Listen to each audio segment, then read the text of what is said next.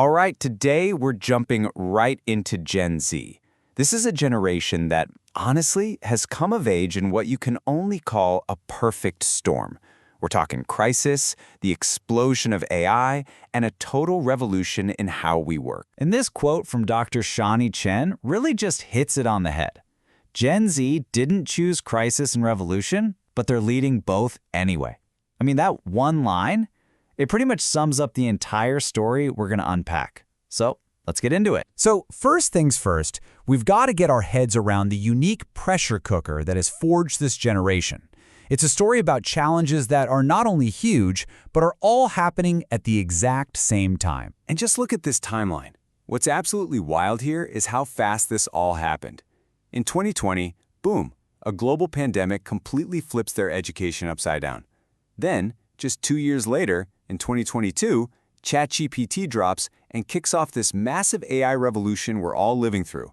And now, in 2024, the very first pandemic grads are walking into a job market that's still trying to figure out the first disruption, while the second one is literally rewriting the rules in real time. It's just an unbelievable amount of change packed into a tiny window of time. You know, this is exactly why the word resilience for Gen Z isn't just some fluffy corporate buzzword. Dr. Chen's research makes it clear it's a literal survival skill, and it was learned the hard way. By navigating the chaos of the pandemic, adapting to screen life, watching families lose jobs, and even for some, losing loved ones. This isn't a theoretical concept. It's something they've lived and breathed. Okay, so here's the crucial twist in the story. Even though this generation is uniquely built for this new world, they're being handed a map that is completely, totally outdated. The guidance they're getting is for a world that, frankly, just doesn't exist anymore. And that leads us right to the heart of the matter, the big question the source material poses. Are we failing them? Are we giving them guidance that just completely ignores the reality of the world they're actually walking into? It's a really tough question, but one we absolutely have to face. And wow, right here on this slide, you can see just how huge that gap is.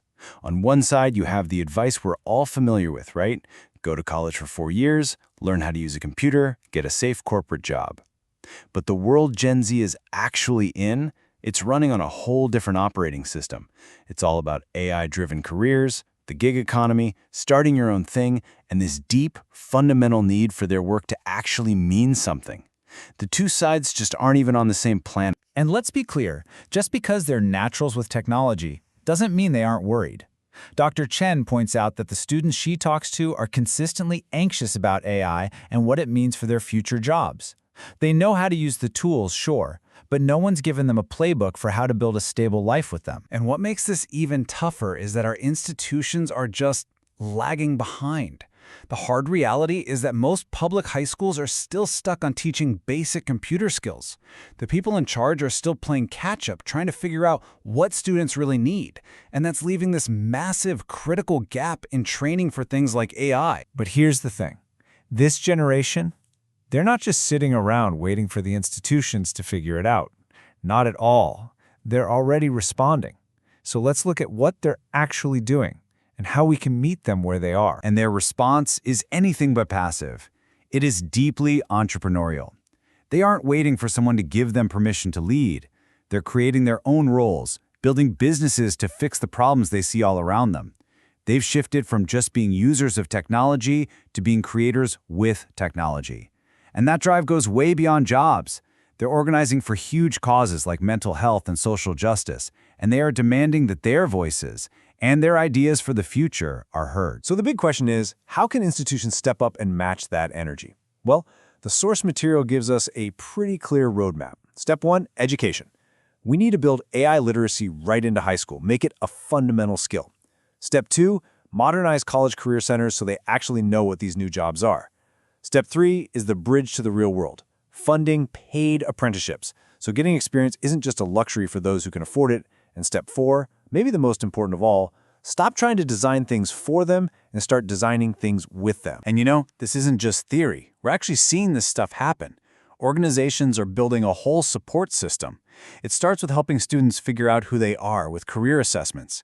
Then it gives them the financial skills they need to plan ahead.